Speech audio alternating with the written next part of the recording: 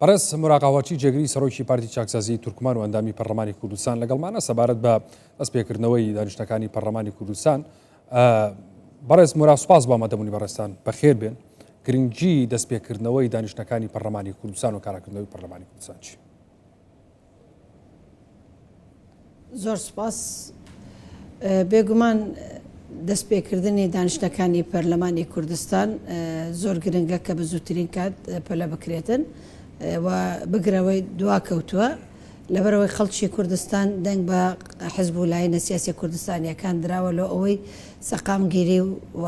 خۆشگوزەرانی بۆ خەڵکی کوردستان بگەڕێتەوە و دەنگ دەریش مافی خۆیەتی کە داوا بکاتن لە لایەنە سیاسیەکان بە زووترین کات ئەو دانوستدانە هەیە لە نێوان پارتی دموکراتی کوردستان و یەکێتی نیشتیمانی کوردستان پلە بکرێتن لە ڕێکەوتن و ئەم ڕێکەوتنە دەبێتە مایەی خۆشی و کامەرانی بۆ خەڵکی کوردستان. ئەوەی دەگوزارێت کە لە کۆتا ڕۆژەکاندا کۆبنەوەی هەردوو شاندی دانوستاندنی پارتی دموکراتی کوردستان یەکێتی نیشتیمانی کوردستان کە هەواڵێکی دڵخۆشکەر بوو کە ڕێکەوتونە لە مانگی ئەیلول کە نیازێکی زۆر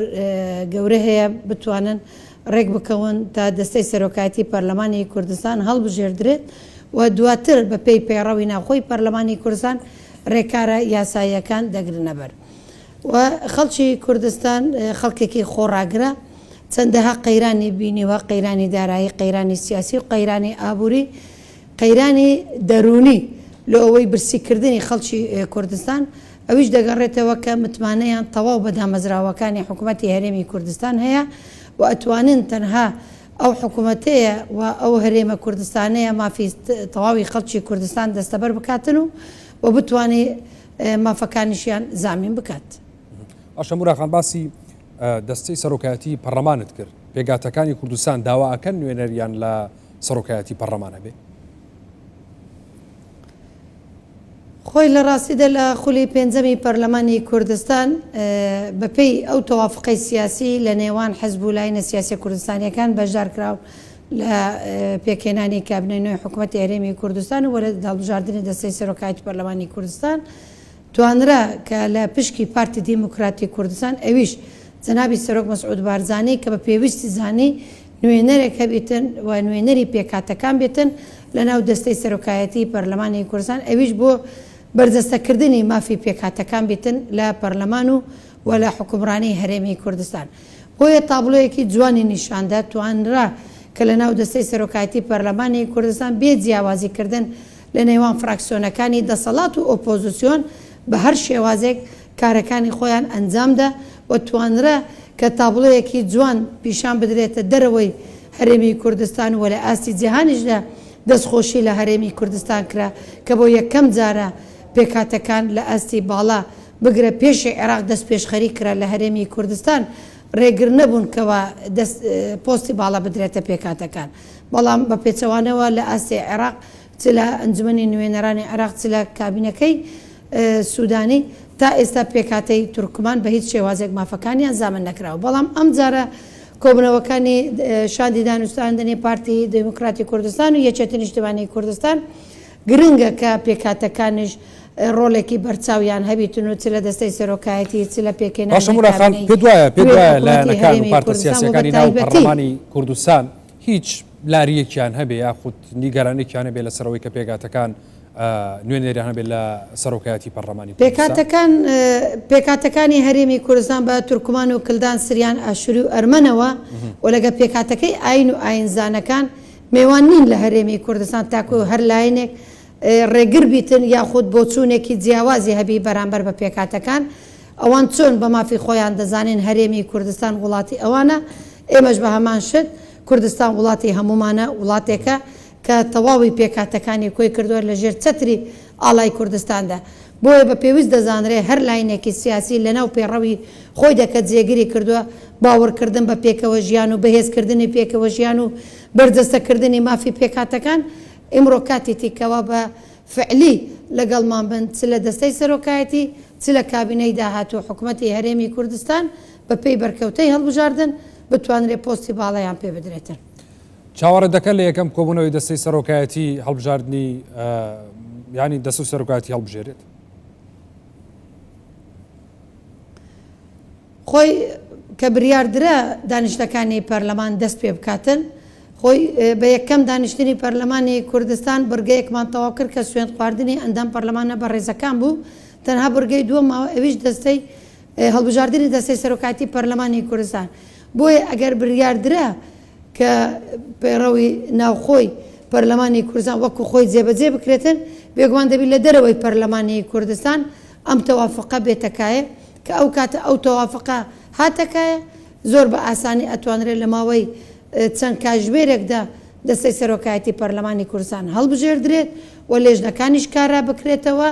و لەگەڵ ئەوەشدا بە پێی پەیڕەو کە سەرۆکایەتی هەرێمی کوردستان و حکوومەتی هەرێمی کوردستانیش تەکلیف بکرێتن لە پێکێنانی کابینەکەی نوێی. باشە موناخان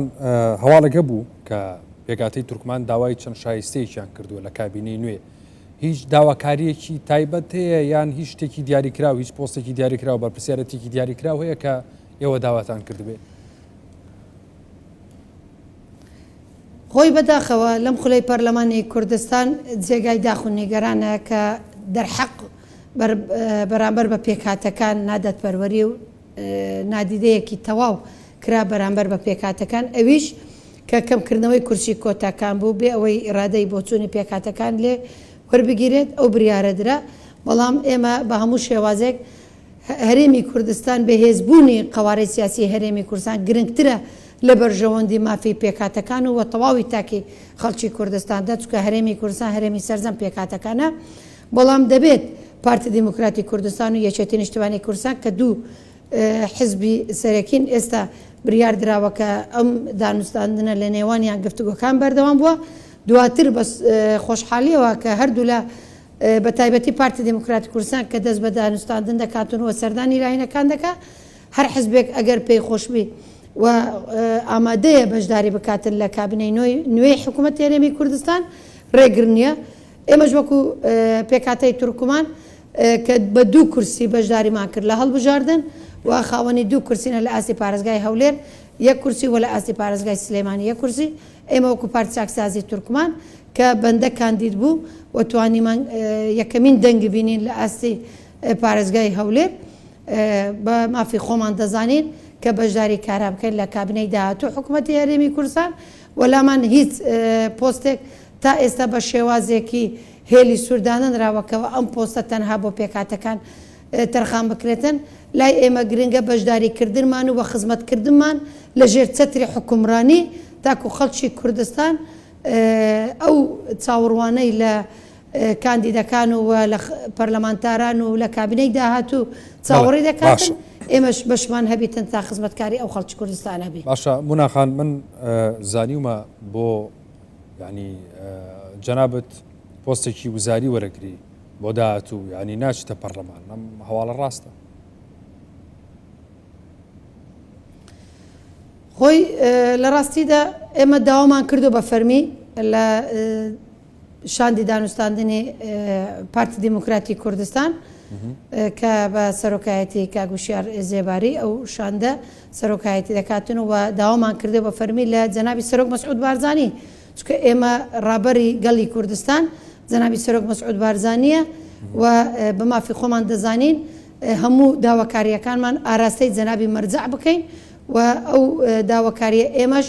لە پێناوی بەپێی ئەو دانوستاندنە کە بەپێی بەرکەوتەی هەڵبژاردن بێتن کە ئەوانیش ئەو پێڕەوە ئەو سیستەمە پەیڕەویان کردێ ئێمەش لە ژێر چاودێری ئەو پێڕەوەدا دەمانەوێت وەکو پارتی چاکسازی تورکمان کە خاوەنی کورسیە لە پەرلەمانی کوردستان ئامادەینە بەشداری بکەین و تا خزمەتی تەواوی خەڵکی کوردستانی بکەین بێ جیاوازی ئاین و ئاینزانەکان و بێ جیاوازی لاینە سیاسەکانی کوردستانەکانی زۆر سپاس موناقەهەوەتی جێگری سەرۆکی پارتی چاکسازی تورکمان و ئەندامی پەرلەمانی کوردستان سوپاس بۆ ئەمادەبوونی بەڕێستان بەخێر بێت.